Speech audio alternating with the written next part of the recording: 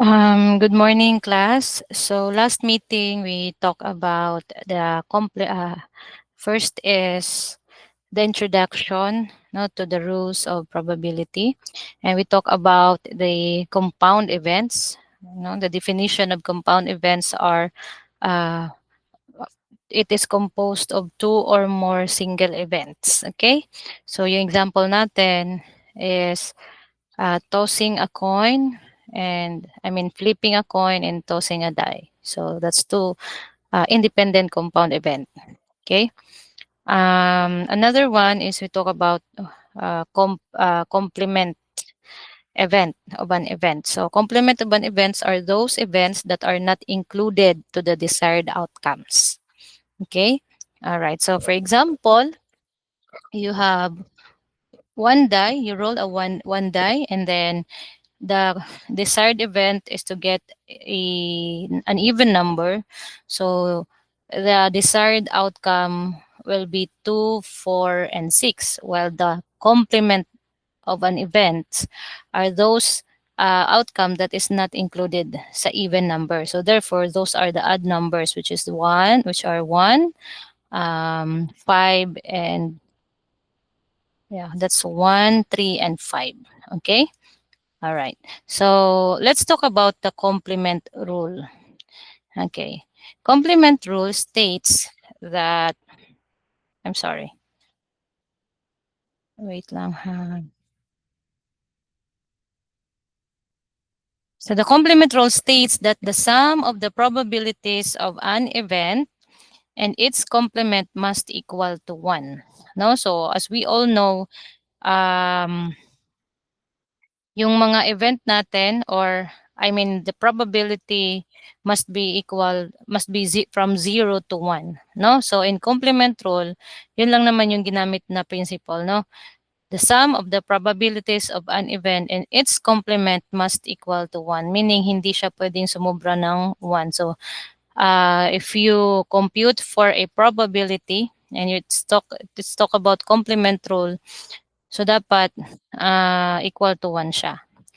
So the formula is P sub A, or the probability of A event plus the probability of the complement of an event A is equal to 1. No? All right, so let's have an example. The probability of getting credit in an examination is 1/3. If 3 students are selected at random, what is the probability that at least one of the students got credit? Okay, so it is obvious that the probability to have a credit in an examination is 1/3. No? So therefore, i-practice natin yung complement uh, principle here. So if the probability of getting credit, say uh, P, the probability of getting credit, that is 1/3. So therefore, the complement of that is the probability of not getting credit. So sabi dyan, di ba, the probability of an event A plus the probability of an complement of an event A is equal to 1. So kung ang probability of getting credit in examination is 1/3, yung probability of not getting credit is equal to 2/3. Kasi kapag inad mo yung dalawa, 1/3 plus 2/3 is equal to 1. So that is an example of complement rule. Okay? All right. Now, ito na ba third? Of course, it's not, because as you can see, ang tinatanong dito is meron tayong 3 students. Okay? All right. So from that, wait lang,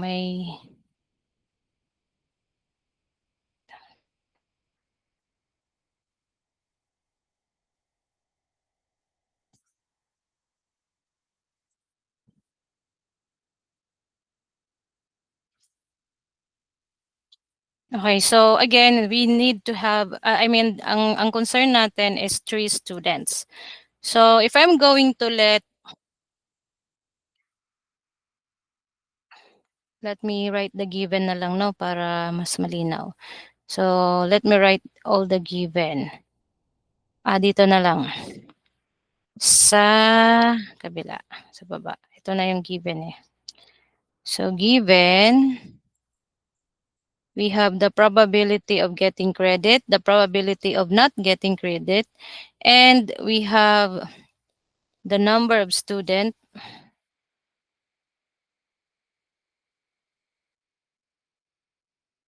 is we are concerned for 3. Ito, pang isang estudyante lang ito. So, we need to consider 3 students because if 3 students are selected at random, now what is the probability that at least one of them got credit? Meaning, pwedeng if you want to write the possible outcome, since at least, kapag sinabing at least, meaning that is the minimum, no? So if we have 3 student na mag-select and then at least one of them are one of them is not one of them is getting a credit. So pwedeng the possible event, pwede siyang first student got credit and the second student none, the third student none, 'di ba? Pwedeng ganyan. Pwede ding the first student got credit, the second student got credit also, and the third student none. 'Di ba? Kasi at least one daw got credit. Okay?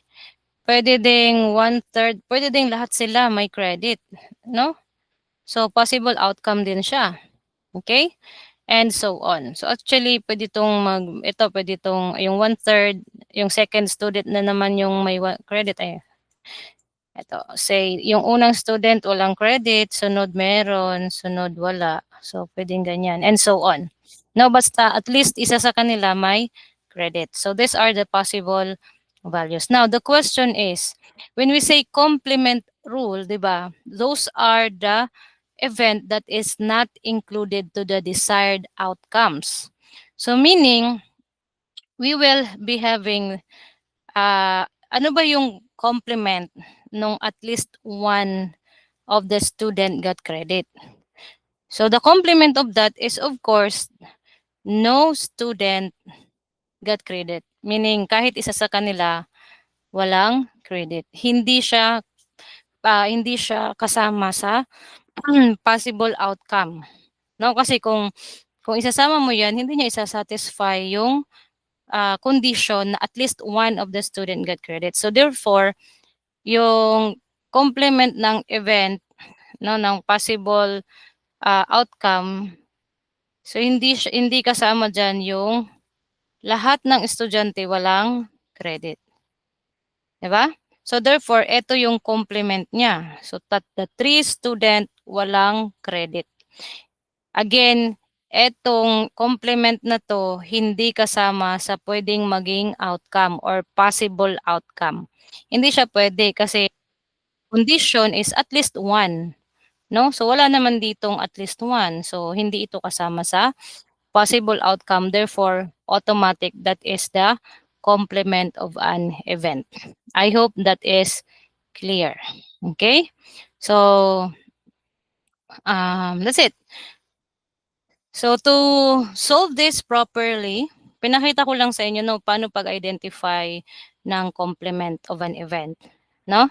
So the probability that at least one of the student got credit, yun yung target natin or that's what we need. So using now the complement rule, let me write first the complement. Let me write first the formula, yung pinakita ko kanina, that is the probability of an event A plus the probability of an complement of an event A must be equal to 1. That's the formula. No? So, if I'm going to, ilagay ko dito yung solution. So yung una guys, inanalyze lang natin, ano? So let us let say Pn is the probability that now got a credit. So meaning this is just the complement of an event, right? Yung pinaliwanag ko kanina, walang nakakuha ng credit. Say Py is the probability that at least one got credit. So as you can see, if I'm going to add Pn and Py, so Py is at least one, so this is the desired outcome. Pn is none got credit. This is the complement of an event. Or para pwede din ganito, no? Since inana na natin, kinompute na natin kanina or nirepresent na natin kanina as n of an event. Ay, baliktad. Ito yung, ay sorry.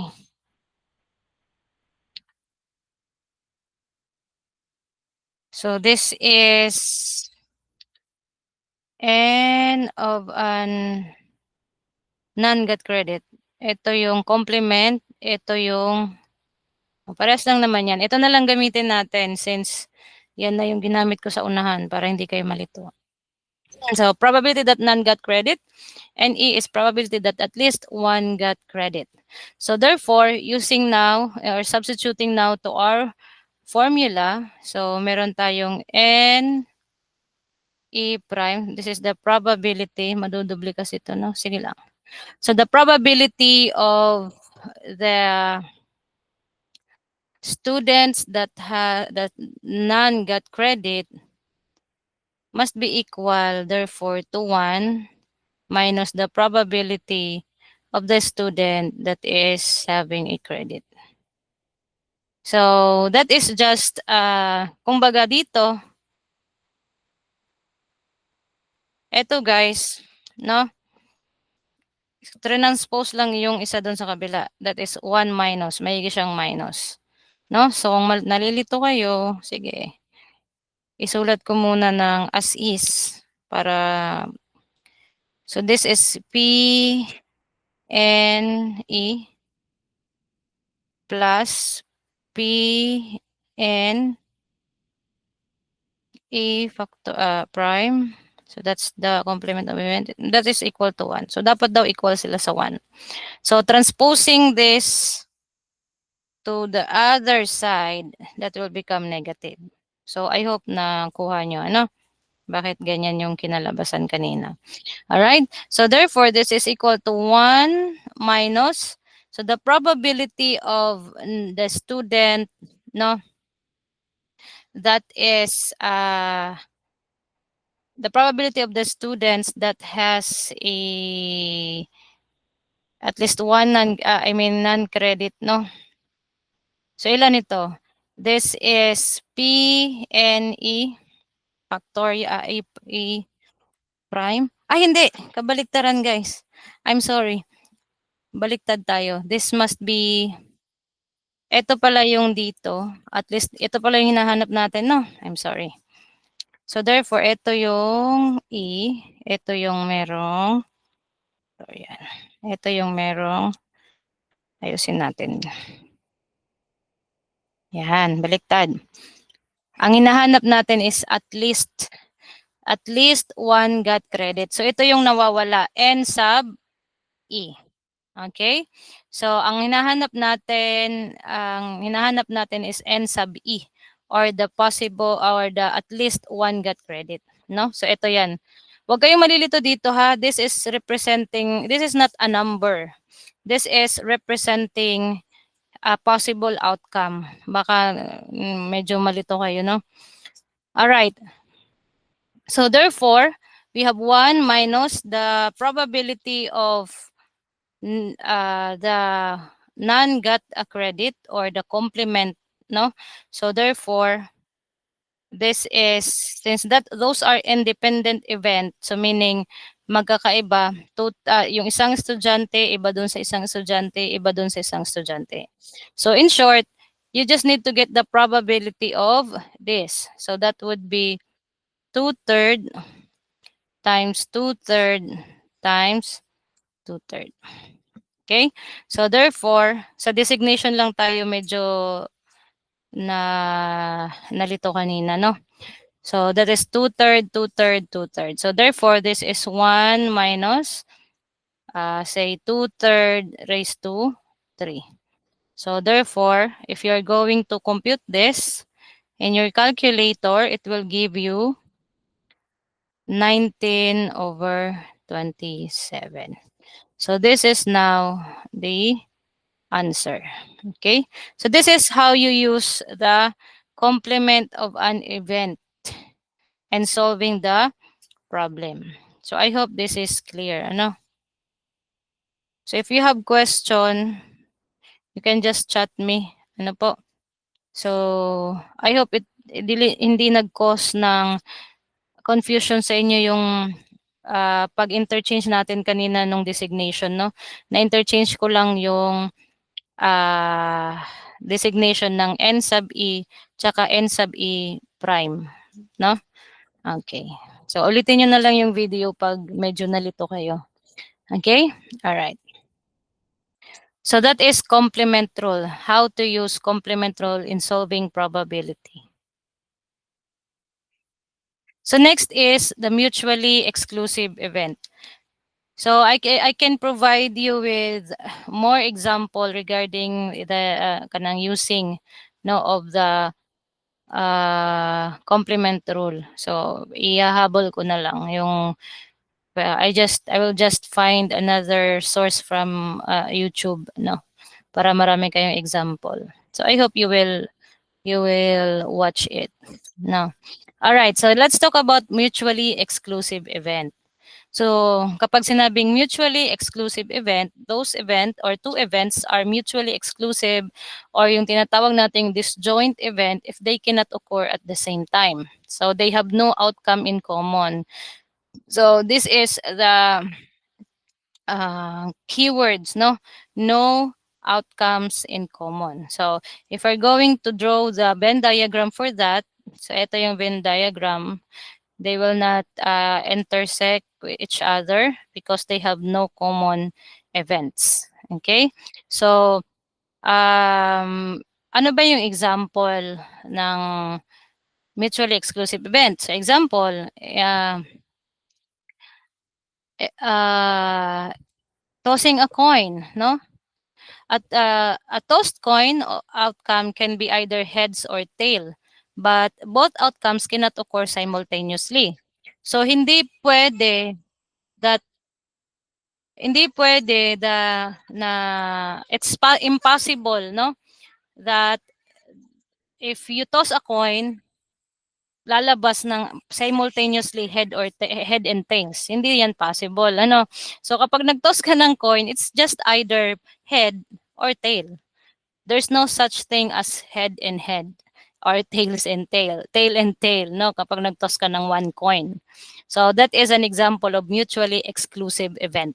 There is no event in common or there's no outcomes in common. Okay, so ang pinakasimpleng example dyan is tossing a coin. Alright, so let's talk about, ito important ito ha, itong mutually exclusive event in solving a probability problem. So later, makikita nyo kung saan natin to pwedeng gamitin. No? So at kailangan alam nyo yan. So next is dependent and independent events. So pag sinabi nating dependent events, the outcome of an event affects the other event. So maapektuhan ng ang outcome, no, ng other event. So ang tawag dyan is dependent event. Independent event naman, the outcome of one event does not affect the other event. Okay? So example dito, if we have a, say, ball, no, ito na lang example ko kasi kadalasan ito naman yung ginagamit sa mga solving, no. Say, we have one basket, meron tayong 3 green ball and say 2 red balls. Okay? So, if I'm going to get one, dito, isulat ko din dito pala yung ano. Dito muna tayo sa dependent. Isa-isahin natin. So, sa dependent, for example, merong 3 balls and 2 red balls. Okay? If I'm going to get one here, so kung kukuha ako ng isang bola dito, no? So say green, no, mawawala itong green dito. And I will not put it back again. So first, kukuha ako ng isang bola, nawala na yung isang green. Say green yung nabunot ko. And then, ikalawa, bubunot ulit ako. No?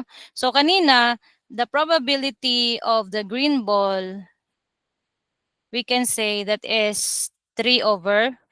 Tama? That's the probability of green ball. Na makakuha ako ng green ball is 3/5 because we have 3 green ball kanina and all in all, 5 balls ang nasa loob. So 3/5. So hindi ko ibabalik yung ball lang nakuha ko.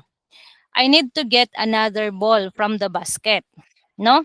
So therefore, the probability now of getting a green ball will be just 2/4. So, na-change ba yung probability? Yes. Kapag na-change at naapektuhan, ang tawag dyan is dependent event. Okay? So, even the probability of the red ball affected din. Kasi, kung green yung nakuha ko kanina, nung kompleto pa, 2/5. This is for green. This is for red. So, nung second na, so this is yung first, second na pagkuha ko, magiging na lang siyang 2/4. So, affected lahat ng probability. Okay? While independent event, for example, I get randomly, I need to get a ball inside the basket. So, initially, the probability of green ball is 3/5. Tama? Okay. Say, pagbunot ko dito, ang nakuha ko is green. No? Pero, ang ikalawang bunot ko, ibabalik ko ngayon yung green. No? So, ibabalik ko yung green sa ikalawang bunot ko. So, say, nakuha ko yung green. Sa ikalawang bunot ko, ibabalik ko muna yung green bago ako bubunot ulit. So, ibabalik ko yung green bago ako bubunot ulit. Ayan. Naapektuhan ba yung sunod na pagbunot ko? No, this is the first draw. The second draw, since binalik ko lang naman yung nabunot ko dati sa basket, hindi siya na apektuhan. It will remain 3/5 ang probability ng green. Kasi nga, binalik ko ulit yung nabunot ko. So dito, hindi ko binalik ulit yung nabunot ko. Dito, binalik ko ulit yung nabunot ko. So that makes it independent. Hindi siya naapektuhan. Again, kapag naapektuhan yung probability, dependent event. Kapag hindi, independent event. So you need to understand the problem. Okay? So napaka-importante na intindihan po natin yung problem. Okay? All right. So for example, let's classify this mga example if dependent or independent para mas maintindihan. So getting tails on a coin toss and rolling a 6 on a number cube. So you will have the tails on coin toss, tapos nag-roll ka ng number cube. So obviously, this is an independent event because tossing a coins will not be affected the result of the number cube. So they are very independent to one another. Getting 2 red gumballs out of a gumball machine. Getting 2 red, okay? So after getting 1 red gumball out of a gumball machine, the chances for getting the second red gumball have changed. So the two events are dependent, no? Because wala namang sinabi na ibabalik yung nabunot na red ball. So kapag nakakuha na siya ng 1 red ball, mababawasan na yung red ball na nasa loob ng gumball machine. So therefore, maaapektuhan yung probability na ngayon. Okay? Kasi nabawasan. So that is dependent, dependent. How about this? Rolling a 6 two times in a row with the same number cubes. So meaning you will get 6 na outcomes. Pag nag-roll ka ng pag nag-roll ka ng the same number cubes 2 times, ang makukuha mo is 6. So is it dependent or independent? Maapektuhan ba yung first roll mo ng second roll? Of course, no. No? So i-roll mo lang naman yung number cube, tapos kunin mo ulit, i-roll mo ulit, hindi naman nawala yung 6 pag-roll mo. For example, your first roll is 6 nga yung nakuha mo. Hindi naman mawawala yun sa cube, di ba? Yung number na 6. So kapag nag-roll ka ng ikalawa, possible pa din na makakuha ka ng 6 na outcome. So therefore, since hindi naapektuhan yung first saka second roll mo, so therefore this is independent. Hindi siya nakaapekto sa sunod na outcome. The first outcome did not affect the second outcome. Yun lang pinakamadali. Next is a computer randomly generating two of the same number in a row. So, computer randomly generating the two number. So, for example, nag-generate yung computer ng same number, say 1, 1. Pag nag-generate yan ulit, hindi naman nawala yung 1, 1 doon sa option. Tama? So, it is again possible na ang ma-generate niya uli is 1, 1. So, therefore, this is independent. So, again, kapag may nawala, kapag may na-change, dependent event po. Okay? Alright. So, yan lang yung pagkakalandan. Again, first is independent, second dependent, third independent, fourth independent. So, I hope that is clear. No, mutually exclusive and dependent and independent. Napaka-importante yan to analyze problem. So, let's go to the second rule. So, kanina, complement rule. This one is additional rule. Bakit ko diniscuss yung mutually exclusive? It is because you will use it in this rule, addition. Okay? All right. So, addition rule number 1. When two events A and B are mutually exclusive, no? The probability that A or B will occur is P, A or B, or the probability of A or B is equal to the probability of A plus the probability of B. Meaning you just need to identify what is the probability of the first event and what is the probability of the second event, and then you add it. No? So as you can see here, or as you remember, I hope you still remember in your senior high, no, pag sinabi nating or, that is simply the union. So na-discuss ko na to, no, sa face-to-face natin. So we can actually rewrite this as P A union of B is equal to P probability of A plus probability of B. No? Again, this is for mutually exclusive.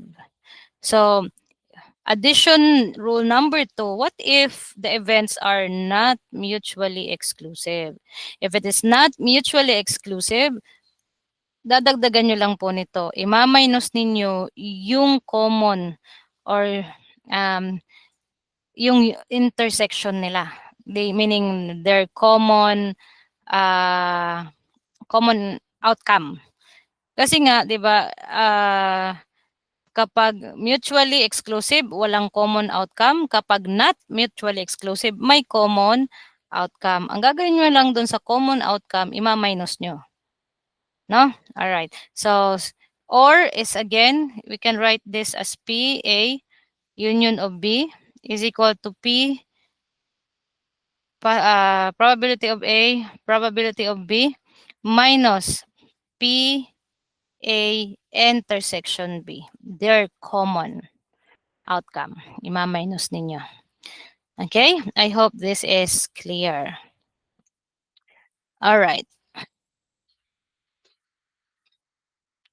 So how about if not mutually exclusive pero 3 events? So again, i-add lang yung mga event, probability of each event, ima-minus yung common, i-add yung probability ng intersection ng A, ng B, and ng C, the combination. So this is the formula kapag 3 events. No? Medyo mahaba siya. Pero pag naiintindihan mo yung formula, it's easy for you to memorize it or be familiar with it. Okay? So let's have some example.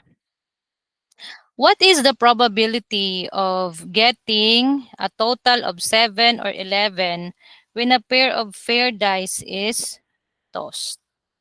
Okay. So we need to have,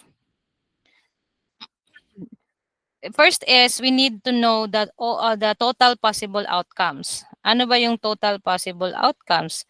Since we have two, when pair of dice, so meaning dalawang dice yung ito-toss natin. So the total possible outcomes is ilan? It is, ito na example na natin to sa sample space. So first is, isulat ko na lang yung mga steps, no, para mas total possible outcome. In other word, I hope you still remember, ito yung tinatawag nating sample space. Or sa formula, this is designated as NS, no? Di ba ganyan siya? Doon sa formula natin for probability. So, sample space, total possible outcomes. Kasi marami. All right. So each die has 6 faces. So the total outcomes, since 6 faces siya, so that is 6 times 6. The total outcome or the sample space is 36. Okay? Step 2, we need to list the favorable outcomes. Okay. So, isulat ko na lang list favorable outcomes.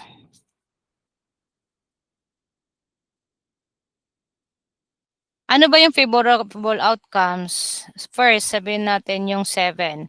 Total of 7. Wait lang. Total of 7. So what are those outcomes? So these are the possible combination, no? Say n of 7. Possible combination or outcomes. Pwedeng 1 and 6. 1 yung isang die, 6 yung isa. So that's total of 7. Pwede ding 2 and 5. So 2 yung isa, 5 yung isa. That's total of 7. Pwedeng 3, 4. Right? Pwede ding isa yung 4, yung isa yung 3. Pwede ding yung isa yung 5, yung isa yung 2. O pwede ding 6 yung nauna, 1 yung nauna. So these are the possible or favorable outcomes for a total of 7. And meron dyan nilagay na, so this is, kung bibilangin natin, ilan ba yung total outcome? So we have 1, 2, 3, 4, 5, 6. So therefore, there are 6 outcomes. Tama? All right. For letter B, we have the total of 11. No? Total of 11. So what are the possible outcome? Say event, no, 11. Parang L, sorry guys. 11.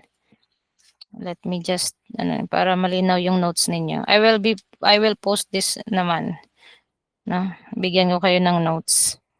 Okay. So ano ba yung mga possible outcome dito? So pwedeng yung isa is Total of 11, 5 and 6, tama? Or pwedeng 6 and 5. So, yan lang yung possible outcome for a total of 11 sa 2 dice, no? If you if you toss a 2 fair dice. Okay, so therefore, ay ano ba 'to, nawala yung F. Ay, mali, mali. Hindi nawala yung F. Nawala yung E. Wait lang. There are, ayan. So therefore, there are two possible outcomes. Okay. Obviously, guys, we can say that these events are mutually exclusive event because it will not affect kung makakuha ka ng 7 for tossing a 2 pair dice, it will not affect kung mag-toss ka ulit, hindi maapektuhan na yung possibility na makakuha ka ng total of 11 kasi wala namang na-change, wala namang nawala, no?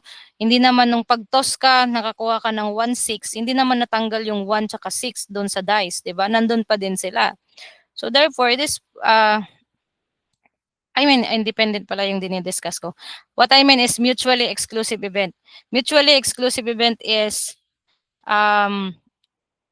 'di ba kapag sinabing, ito yung kailangan nating tandaan guys, no? Na before, mas maganda is before you solve a problem, you need first to identify if the event is mutually exclusive event, no? So balikan natin yung mutually exclusive event para mas matandaan na ma-recall ninyo. Okay. Again, mutually exclusive event are event that is no outcomes in common. So ano bang ibig sabihin yan? So aside sa independent siya, pwede naman nating i-identify if independent or dependent. But yung formula natin is nakasalalay sa mutually exclusive event, no? So there is no common. Hindi possible na pag-toss mo, 7 tsaka 11 ang lalabas na sum. Diba? If pag-toss mo, 7 yung kakalabasan, 7 lang yan. Hindi possible na 11 din. No? So that is mutually exclusive event. So hindi sila pwedeng sumabay lumabas. Parehas ng example natin kanina, tossing a coin, hindi pwedeng sabay lalabas yung head. No? One coin lang yung tinos mo. So hindi pwedeng sa parehas head yung lalabas. It's just either head or tail. So dito naman, if you toss a 2 pair dice, hindi naman pwede na pag-toss mo, pag inad mo 7, tas pag inad mo 7 tsaka 11 yung equal. So it's not possible. So obviously this is a mutually exclusive event. So since we identify that this is mutually exclusive event, ang gagamitin na natin ngayon, we need to use the formula which is P, A union of B is equal to the probability of A plus the probability of B. No? So let's say ang probability of A natin would be the 7 and probability of B is the uh, 11 na outcome. Wait lang, merong nag-enter. Accept ko lang. Admit. Parang isa lang estudyante ko ah. Alright. So, P of A plus P of B. Now, what is the probability of the 7? Total of 7. So, since we have, di ba, ano ba yung formula for the probability? Basic formula. Na-discuss ko na din ito sa inyo.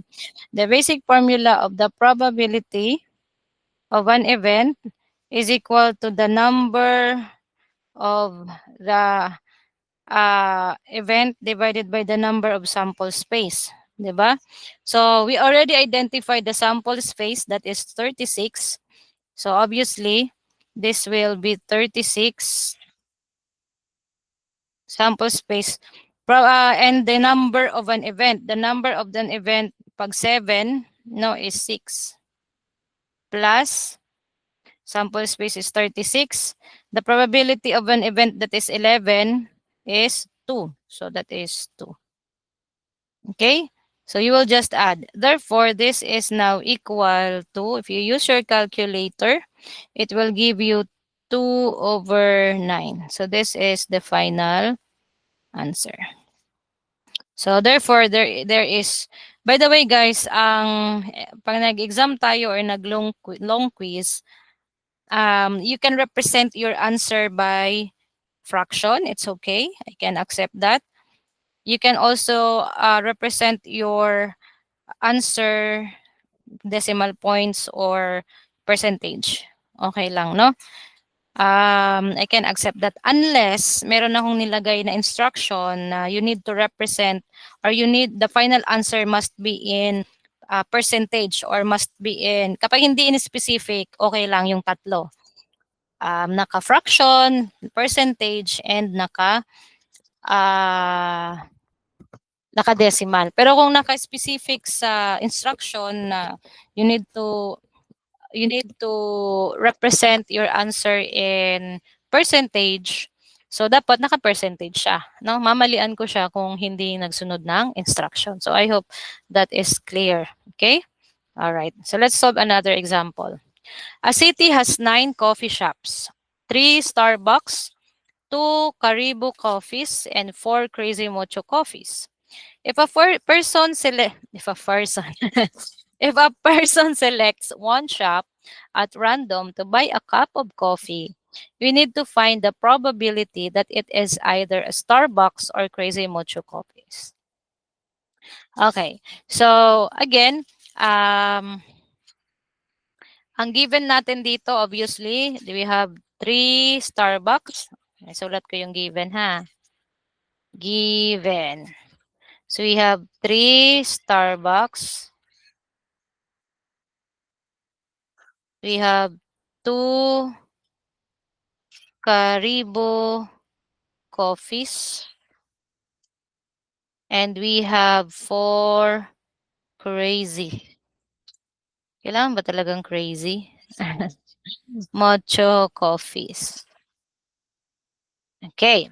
So sabi dyan, if a person select one shop at random to buy a cup of coffee, we need to find the probability that it is either a Starbucks or a Crazy Mocho. So remember, in total, this is 9 total coffee shop, no? Total coffee shops. So yung required natin is we need to get either a Choco Mocho or a Choco Mocho. Crazy Mocho coffees or a Starbucks. Okay? So we need to count the automatically this will become our sample space, number of sample space. That's the total, no? That's 9. So therefore, the total outcome. So ang kailangan na lang natin is the NE, the number of an event. So since we are just we just need to have Starbucks or Crazy Mocho. So for Starbucks, you need to count, isulat ko na lang yung steps, no? Favorable outcomes. So if we're going to count the favorable outcomes, it's either the Starbucks, or Crazy Mocho. Diyan lang naman tayo concern, no? Sa dalawa. So therefore, this is 3 plus 4 is equal to 7. No? And this is automatically our number of events. Okay? So therefore, if we're going to compute the probability,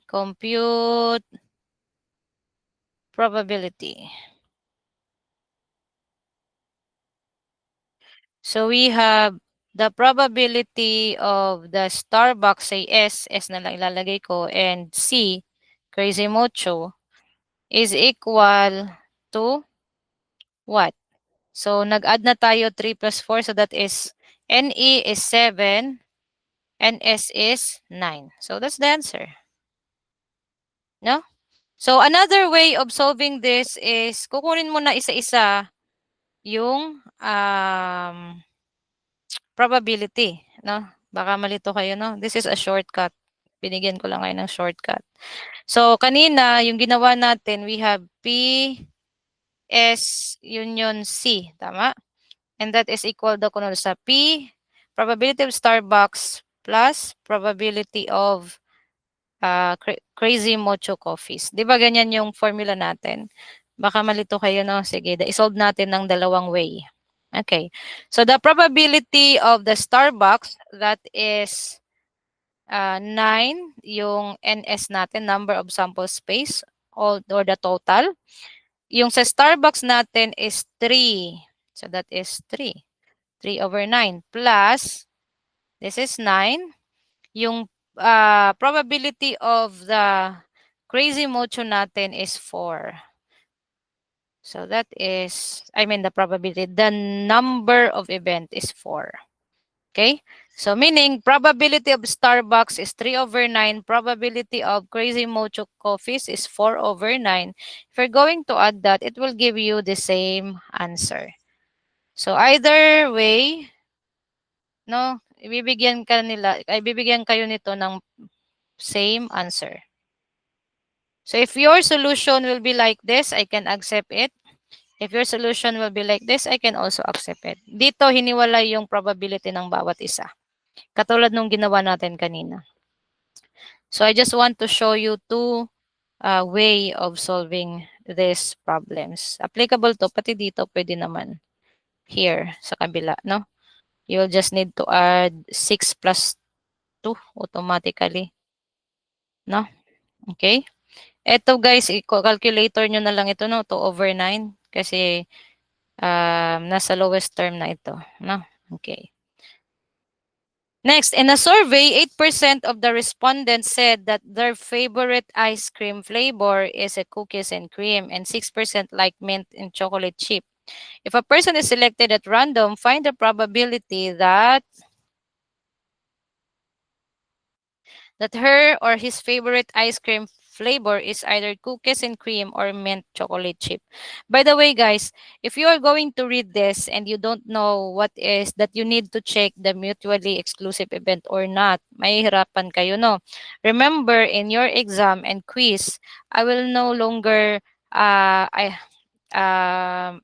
kumbaga, hindi ko na i-identify, or you are the one who will identify whether the problem is mutually exclusive event, dependent, or independent. Kayo na yung mag-identify nun.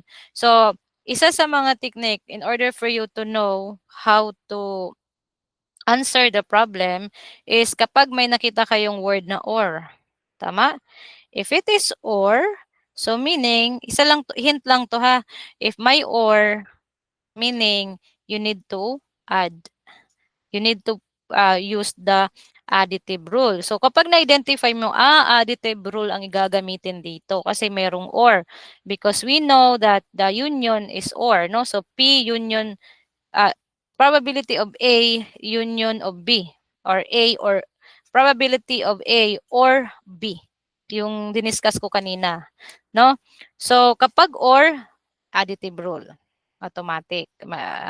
Meron ka ng idea na additive rule lang yung gagamitin mo. Ang sunod na tanong mo, is it mutually exclusive or not? Because if it is, you will just add the probability. If not, you need to add the probability and then ima-minus mo yung, isusubtract mo yung intersection nila. 'Di ba? Yung present ko kaninang solution. So, therefore, kung isa-summarize natin, ang first step talaga, pagbasa nyo ng problem, ang first step to identify, is it mutually, what rule are you going to use? No? So, yun muna yung identify mo. Can I use here an additive rule or addition rule? or complement rule, pwede ba? So second, kung addition rule or additive rule ito, do I need to do I need is it mutually exclusive or not mutually exclusive? Because it will depend upon it will depend upon mutually or not mutually exclusive yung gagamitin ninyong formula. Naintindihan po? So sige, testing natin dito. Anong rule? May or, so pwedeng additive, possible. So since additive ito, mutually exclusive ba ito or hindi? Ang sabi dyan, 8% of respondents said that their favorite ice cream flavor is cookies and cream. And 6 like mint chocolate chip. Is it possible, I mean, in that situation, hindi naman sinabi na merong merong respondents na parehas nila gusto yung chocolate chocolate ba 'to? Chocolate chip and cookies and cream, 'di ba? Hindi naman wala namang sinabi na merong respondent na parehas gusto.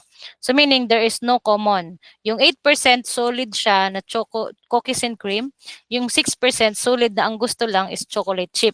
Therefore, this is a mutually exclusive event. No? Kasi walang outcomes in common. So if it is mutually exclusive event, alam na kagad natin ng kung ano ang gagamitin natin na formula. And then we just need to add it, 'di ba? The probability. So 8% represent the probability. So ang dali lang nitong isolve, 'di ba? Therefore, the probability of an event, say A or B or union of B, isulat ko na lang yung formula dito, no? PA plus PB. Eto lang kasi mutually exclusive event sila. So the probability of A, which is favorite ice cream flavor is cookies and cream, is 8%. Probability of B, which is mint chocolate chip, is 6%. O yan na, 14%. As easy as that, 'di ba? So napaka-importante na you can identify what are the rules na gagamitin ninyo and if it is ano pa yung corresponding na kailangan yung i-identify, no? So again, kapag addition rule ang gagamitin ninyo, tingnan nyo lang kung mutually or exclusive.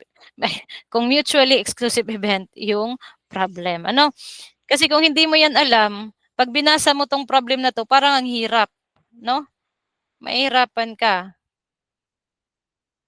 Wait lang, asan na ba yung admission dito?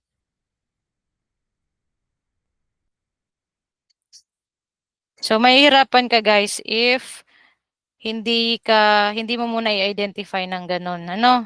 Kailangan identify mo muna para madali mo nang you know how to attack the problem. Okay? So, I hope that is clear.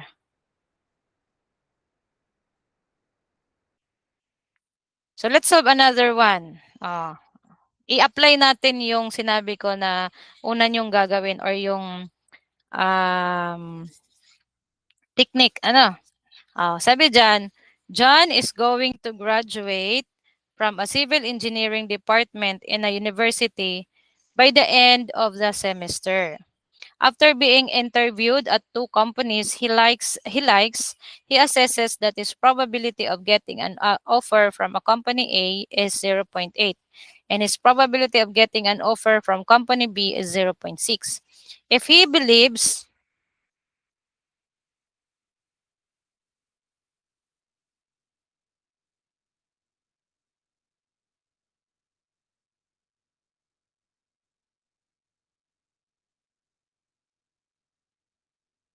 so sorry guys, nawala akong kajot lang. If he believes that the probability that he will get offer from both companies is 0.5, what is the probability that he will get at least one offer from these 2 companies? So obviously, if you look at this one, Sabi dyan, at least one offer from these two companies. So, is it mutually exclusive events or no? Sabi dito, if he believes that the probability that he will get offers from both, ito yung pinaka-susi dito. So, meaning merong same possibility. And that same possibility is 0.5. Merong same outcome. Kapag may same outcome, that is not mutually exclusive event. From the word exclusive, so dapat wala siyang kaparehas. But since may kaparehas siyang probability na pwede siyang makuha in both companies, so therefore, this is not a mutually exclusive event. Kapag hindi mutually exclusive event, ang kailangan natin is the other formula. So if I'm going to write the other formula here, no? So therefore, ang gagamitin natin, P union B is equal to probability of A plus probability of B minus probability of A intersection B. Ha? Alright, so 0.8 is already a probability, di ba? Probability of getting. So meaning probability na to. So we don't need to compute for the probability. So if we're going to let probability of A, ito yung company A. AB na pala to, no? So let's not use let na lang. Kasi obvious, AB na pala to. So automatic na lang natin isulat. So therefore, the probability of A company is 0.8. Probability of the B company is 0.6. And their common is 0.5. Ganyan lang. And it will give you, therefore, this is 0.9. Or that is 9 over 10 or 90%. So kahit ano dun yung i-answer nyo is, yan yung pwede kong i-accept, no? So P, A, union B. So this is your answer. Ayan, yan lang. Ang haba ng problem pero pag naintindihan mo, ang daling isolve. Ano? Alright. Next. A single card is drawn at random from an ordinary deck of cards. Kapag sinabing ordinary deck of cards, that is 52, no? 52 kabuok, no? 13 hearts, 13 diamonds, 13 clubs, and 13 ano. Okay? So, find the probability that it is either an ace or a black card. Again, or. So, meron tayo ditong obvious na clue. Or. So, meaning additive to kasi may or. Tama? So, kung additive to, mutually exclusive ba ito or hindi?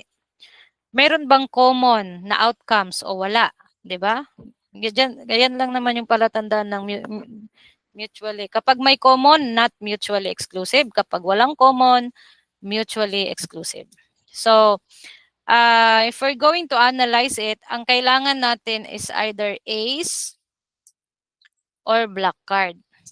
No? So, I'm going to write given. We have a standard. Kasi ang iba sa inyo, hindi alam yung deck of card, no? Kung ilan. Lagay ko na lang dito. A standard deck of card has 52 cards. Sa exam, wag na magsasabi ha na hindi nila alam. Okay? So, what we need is P, the probability. What we need is the probability of ace or black card. Or if I'm going to let P of A is the probability of ace, P of B is the probability of black card. Okay. So first is we need to find the needed counts, no? The number of aces, ilan ba? The number of black cards, ilan ba? And the number of meron ba silang common or wala? So if I'm going to find the needed, yung iba sa inyo na medyo nakakasunod, kahit hindi ganito yung gawin, maintindihan na nila, no? Or masosolve na nila yung problem. So dito kailangan ko lang isa-isahin para lahat naiintindihan. So it is the number, we know that the number of aces in ordinary black deck of card is ilan? 4, no? Is dalawang red, dalawang black, no? That's 4 aces. And then the number of black cards ilan? Number of black cards. So, number of black cards, we have 13 na spades, tama? For those na mga nakakaalam. And we also have 13 na clubs, right? So, therefore, all in all, we have 26 black cards. Okay? All right. Now, sa black cards, meron bang aces doon? Sa black cards? Meron, di ba? So, each spades and clubs may aces. So, therefore, meron siyang, so therefore, meron siyang common, no? We have the common or the number of black aces. That is, ito yung common nila, no? We have 2.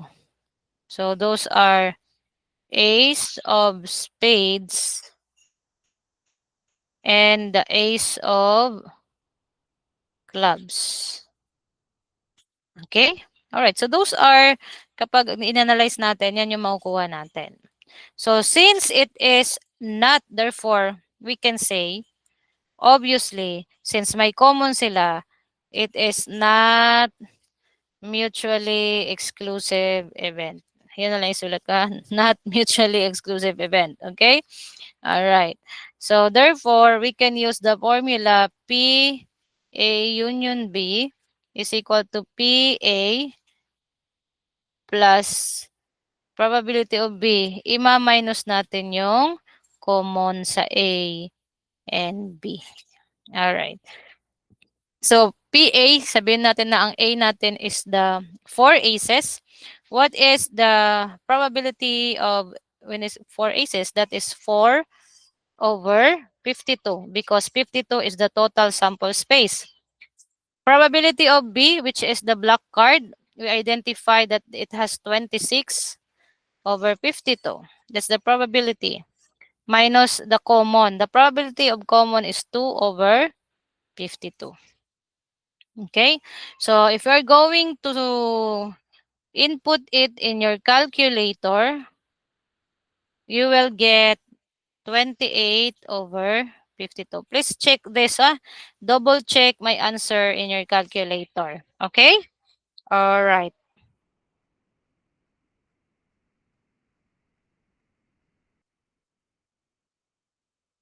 All right. So, how about this one? Next problem. If the probabilities are respectively 0.09, so again, probability na to ha. You don't need to compute. Ito na yung probability. Kanina, ang given are mga numbers. So, kailangan natin kunin yung mga probability. So, dito, probability na yung given. 0.09, 0.15, 0.21, 0.23. That person purchasing a new automobile will choose the color green, white, red, or blue. What is the probability that a given buyer will purchase a new automobile that comes in one of those colors? So, question, is it uh, Is it mutually exclusive or no? Pwede ba na mapili nila both red and white? Hindi, 'di ba? It's either lang red, it's either green, pwedeng blue. So hindi pwedeng red and white, blue and green. Hindi yan possible. So therefore, since walang common na outcomes, kapag red, red lang, kapag white, white lang, kapag green, green lang. So therefore, obviously, this is mutually exclusive. No? Kapag mga color choices, mutually exclusive yan kasi hindi mo naman pwedeng parehas mo ano, no? So, we can just, since this is a mutually exclusive, ano nga yung sabi sa mutually exclusive? PA union B, anong sabi? I-add yung probability ng una, i-add yung probability ng pangalawa. Eh, paano kung marami na probability? So, idadagdag mo lang, i-add. Wala kang ima-minus. Wala kang isusubtract. So, D, E, F, G, and so on. So, we have 1, 2, 3, 4. So, ang gagawin mo lang, i-add mo lang 0.09 plus 0.15 plus 0.21 plus 0.23. And that's it. No? Because mutually exclusive. Wala ka namang isusubtract kasi walang common. So, yun lang yung pinaka, kapag walang common, walang isusubtract. You just add everything. Kapag may common, isubtract ang common. Diba? Ang dali. So, this is 0.68. No? So, this is already your final answer. So, baka marami sa inyo nag-overthink. So, kapag alam mo yung principle, hindi mo kailangang mag-overthink. Ano? Kasi alam mo yung principle. No? Ang haba ng problem, yan lang pala yung solution. Okay? Alright. So, next. On New Year's Eve, the probability of a person driving while intoxicated is 0.32. The probability of a person having a driving accident is 0.09. And the probability of a person having a driving accident while intoxicated is 0.06. Obviously, meron ditong same outcome, no? Etong driving while intoxicated. So, malalaman mo agad na this is not mutually exclusive. Kasi merong driving while intoxicated. Existing yung nag-drive at intoxicated. So what is the probability of a person driving while intoxicated or having a driving accident? Or is, obviously, that is additive addition rule, no? And we identify that this is not mutually exclusive. Oh, madali nang isolve. Since not mutually exclusive, ang gagamitin na formula, nasa na yung panulat ko? Ang gagamitin na formula, obviously, P, A, union of B, P of A, plus P of B, ima-minus yung mutual. I mean yung same outcomes. Oh, diba? Ang dali. So, therefore, since it is already a probability, you don't need to compute for the probability. Yan na yun.